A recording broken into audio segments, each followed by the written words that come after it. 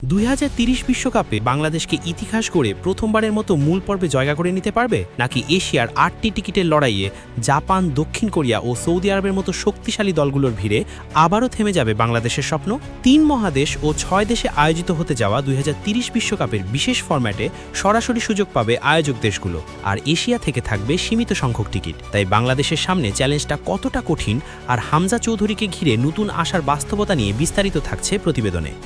2030 বিশ্বকাপকে সামনে রেখে বাংলাদেশের ফুটবল প্রেমীদের মনে এখন একটি বড় প্রশ্ন: বাংলাদেশ কি এবার বিশ্বকাপের মূল পর্বে জায়গা করে নিতে পারবে? বাস্তবতা বলছে এই মুহূর্তে পথটা অত্যন্ত কঠিন, কারণ এশিয়া থেকে সরাসরি বিশ্বকাপে খেলার সুযোগ পাবে মাত্র 8টি দল। এর সঙ্গে ইন্টার কনফেডারেশন প্লে অফের মাধ্যমে আরও একটি দলের সুযোগ তৈরি হতে পারে। অর্থাৎ এশিয়ার জন্য মোট সম্ভাব্য সুযোগ 9টি হলেও বাংলাদেশের সামনে প্রতিযোগিতাটা বেশ কঠিন। বাংলাদেশের ফিফা র্যাঙ্কিংয়ে উন্নতি অবশ্য আশার আলো দেখাচ্ছে। সাম্প্রতিক সময়ে র্যাঙ্কিংয়ে বাংলাদেশের অবস্থান আগের তুলনায় উন্নত হয়েছে এবং দীর্ঘ সময়ের মধ্যে এটি দেশের অন্যতম ভালো অবস্থান। কিন্তু এশিয়ার শীর্ষ 8 দলের মধ্যে ঢুকে সরাসরি বিশ্বকাপের টিকিট পাওয়া সম্পূর্ণ ভিন্ন চ্যালেঞ্জ। 2030 বিশ্বকাপ হবে বিশেষ একটি আসর। বিশ্বকাপের শতবর্ষ উদযাপন উপলক্ষে স্পেন, পর্তুগাল ও মরক্কোর পাশাপাশি উরুগুয়ে, আর্জেন্টিনা ও প্যারাগুয়েতেও ম্যাচ অনুষ্ঠিত হওয়ার পরিকল্পনা রয়েছে।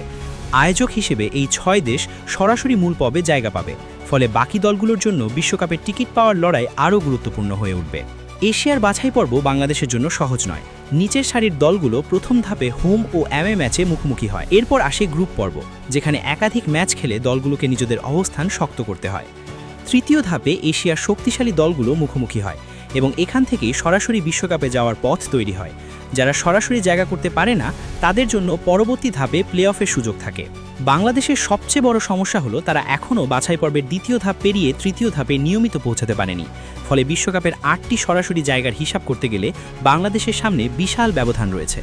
তবে হামজার আগমন বাংলাদেশের ফুটবলে নতুন আত্মবিশ্বাস তৈরি করেছে। তার মতো আন্তর্জাতিক মানের খেলোয়াড় দলের মানসিকতা ও আত্মবিশ্বাসে ইতিবাচক প্রভাব ফেলেছেন।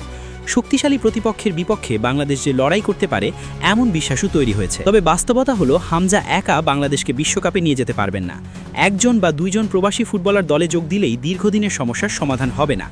বাংলাদেশের প্রয়োজন শক্তিশালী ফুটবল কাঠামো, ঘরোয়া লিগের মান উন্নয়ন, নিয়মিত যুব প্রতিভা খোঁজা, জেলা পর্যায়ে একাডেমি তৈরি এবং স্কুল ফুটবল থেকে জাতীয় দল পর্যন্ত একটি কার্যকর পাইপলাইন গড়ে তুলতে হবে। জাপান কিংবা দক্ষিণ কোরিয়া একদিনে শক্তিশালী হয়নি।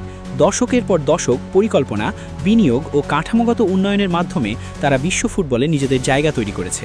বাংলাদেশেরও সেই পথেই হাঁটতে হবে। তাই 2030 বিশ্বকাপে বাংলাদেশ সরাসরি জায়গা করে নেবে কিনা, এই মুহূর্তে বাস্তবতা বলছে সম্ভাবনাটি খুবই কঠিন। কারণ বিশ্বকাপের স্বপ্ন হয়তো আজ বাস্তব নয়, কিন্তু সঠিক পথে এগোতে পারলে আগামী প্রজন্মের বাংলাদেশ সেই স্বপ্নকে বাস্তবে রূপ দিতে পারে।